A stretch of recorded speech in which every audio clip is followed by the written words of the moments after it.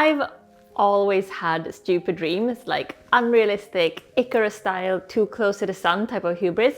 And for some reason, whenever one of these like new over-the-top dreams pop up in my head, they don't feel stupid. They sound absolutely sane and reasonable. Like, why shouldn't I publish a novel? Or why shouldn't I sell everything and move to Berlin? Or, becoming a YouTuber, how hard can it be? As it turns out, very, very hard. Not realistic at all. That being said, here I sit, a YouTuber, novelist, ex-Berlin resident. So that makes me wonder, like, to get where you want in life, is it all about picking a stupid dream and somehow in your head make it sound absolutely doable? Anyway, I have been thinking about this a lot lately because David and I are thinking of, oh my god, departing on yet another absolutely stupid dream of ours. And now we're wondering if will it be worth it? All the work, all the headaches, all the steep learning curves. So of course, just like whenever we're debating whether to do something or not, we want your input. But let's back up here a bit though, because now I just made it seem like all my stupid, unrealistic dreams come true simply because I, want them to. But of course, for every one of those realized dreams, there are many, many failures and missteps and detours. For example, I love Tokyo, but I've never lived there. And I once dreamed of becoming an actor, but I've never tried acting. And I've never been nominated for an Oscar, but early days. Also, I am a sort of fashion influencer, but I simply don't have the energy to do the fashion weeks, which was also a dream I kind of gave up on once I realized that some dreams, once you get a small taste of them, you find out that they're not all what you made them up to be in your mind. And I think often this is the hardest bit, the, be careful what you wish for scenarios, where we get these hardcore goals, but we're not being very clear-sighted on what life would look like if we indeed did get them. So take the fashion influencer, fashion week dream for me as an example.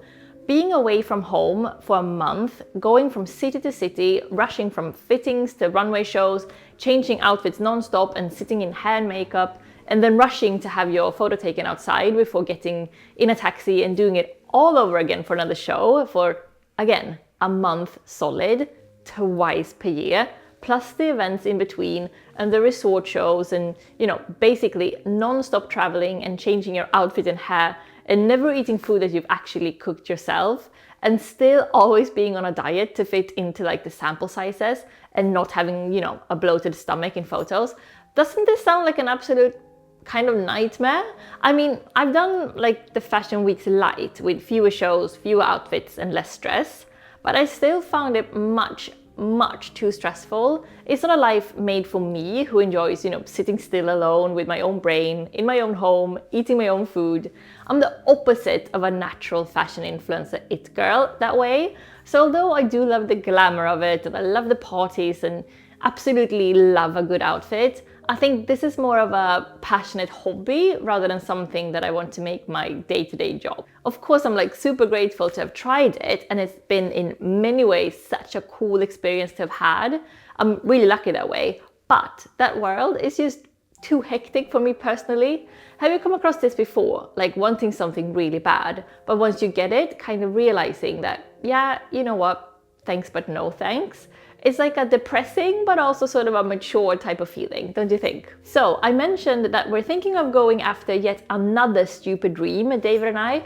Of course, after being around the block a few times and getting to know myself really quite well in terms of what type of life suits me and what type of talents and skills I have, and most importantly, what type of work makes me happiest, I do think that this new dream would suit us really quite well. I mentioned it in one of my recent videos. I think it was the life update type of video I did a few weeks back, wasn't it? And it's not like a complete rogue dream where, you have to drop everything and start from scratch without any contacts and a zero budget. It's a dream that fits much more into what we're already doing and an industry that we already have kind of a feeling for, a little bit of a feeling anyway. And that is to start writing screenplays together. What do you think? Good idea? Stupid idea? Too hard? Not enough money, or absolutely wonderful? Do tell your immediate response to this idea, because it has always been a dream of David's to work in film, just as it always was a dream of mine to be a novelist. So we have been nosing a little bit at screenwriting, we've read a few scripts and we've rewatched a few of our favorite films in the type of genre that we want to write. But honestly, we haven't started doing like any type of real research yet. So this brings us very nicely to this week's sponsor, Milanot. Because if you haven't heard of Milanot, yes, it's like a creative sort of playground where you can bring more or less any type of idea to life. So say that you're a designer or a writer or anyone with a creative passion, Milanot is so the right place for you. Right now I've been using Milanot to organize mine and David's new screenplay project, and I'm going to show you what we've done and like what our mood boards look like, but more on that later. With Milanot, I can collect all of my ideas, no matter the format. So anything from like notes and images and videos to tasks and to-do lists, all in one place. And it's so easy to get like a beautiful little overview of your project when you have like one main board that you're working with. And then you use these like sub-boards for specific tasks or for like a deeper dive into your inspirational boards.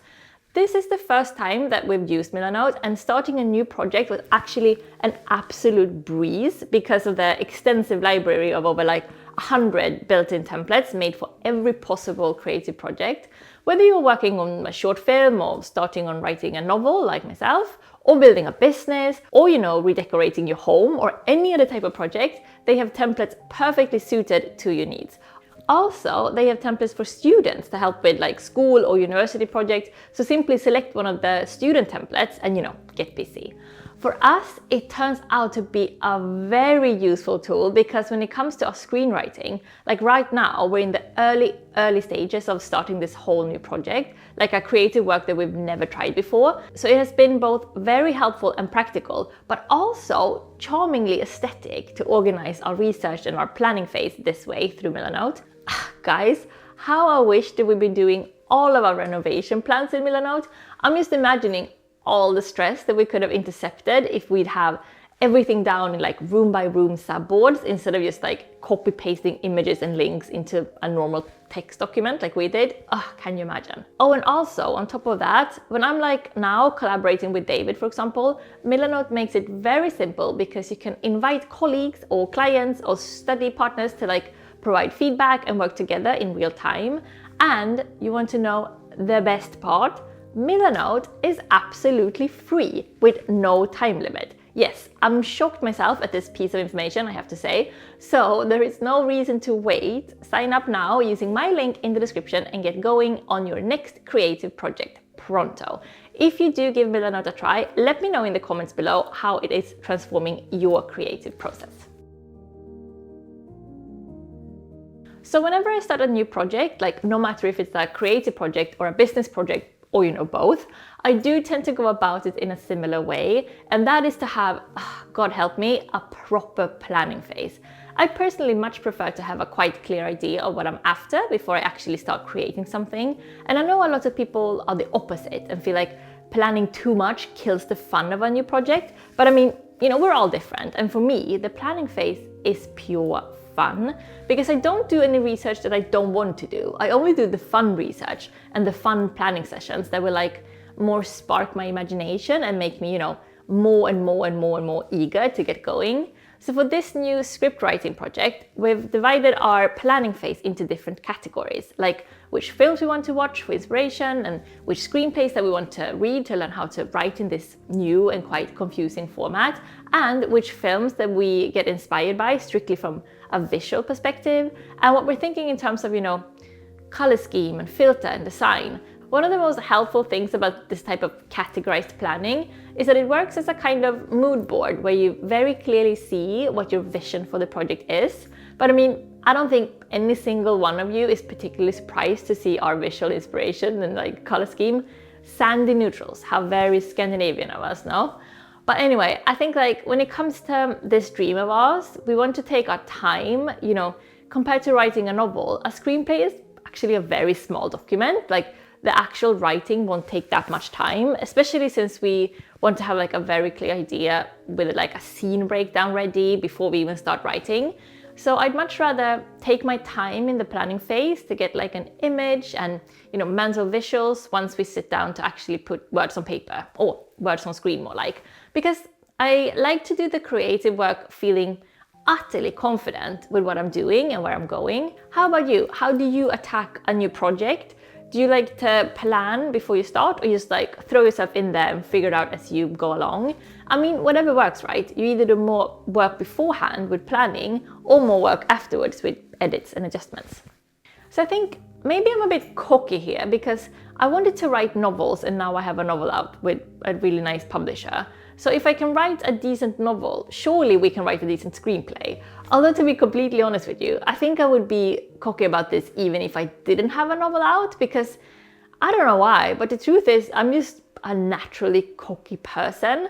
I think I'm like born with cockiness, and I've also been very encouraged by adults around me as a child. So my confidence is quite shatterproof at this point.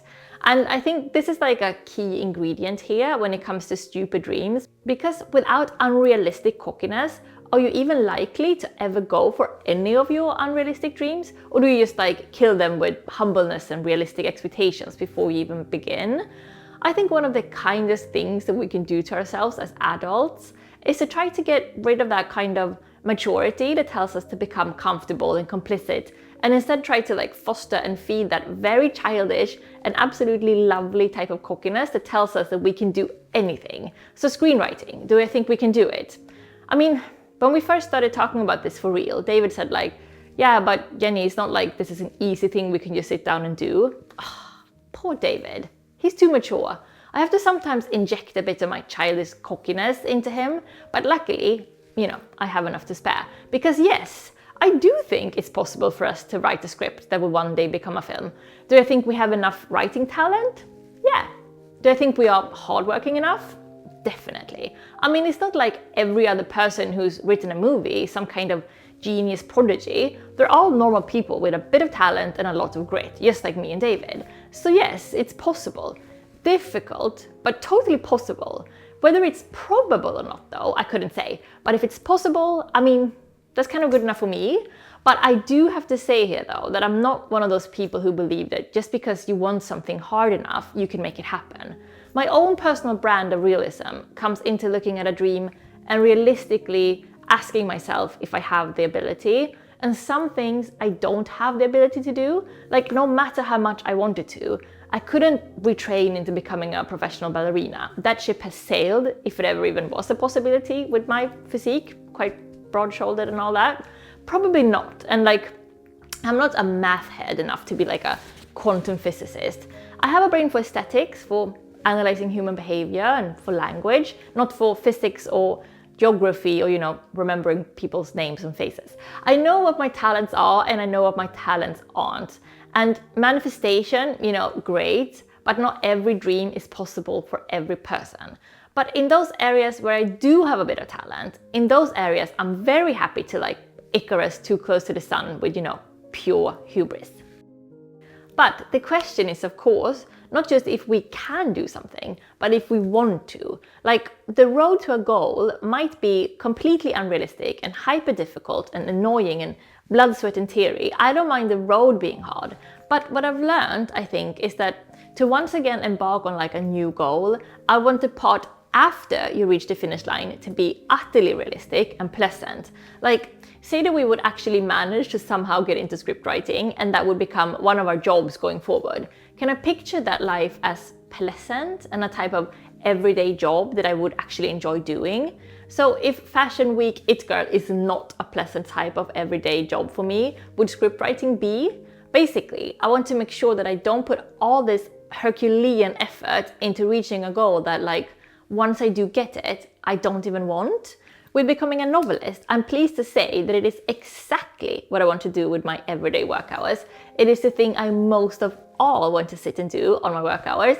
It's my favorite job of all times. I don't think I would love scriptwriting as much, but I think that I will enjoy it, and especially the aspect of writing something together with David, and especially seeing him realize his stupid dream of working in film. So yeah, I do think it would suit us. So probably, maybe yes, it is worthwhile to go through like the annoying, difficult bit of starting yet another career from the beginning. But this time, no matter what, we're taking it slow. We are in no rush. But hopefully one day you will see a movie poster with like written by the mustards on it, because you know what they say, those Oscars, they don't win themselves.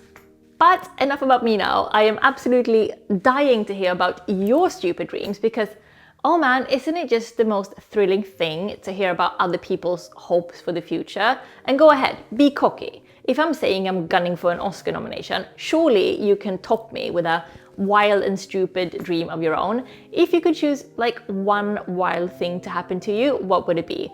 I think honestly for me, it might just be the Oscars because like it brings together two of my favorite things, writing and gorgeous glamorous nights out. If you are here for the Mustards writing a film, do give us a like of course and some encouragements in the comments, and feel free to subscribe to my channel if you haven't yet, and I will be very happy to see you all next week already.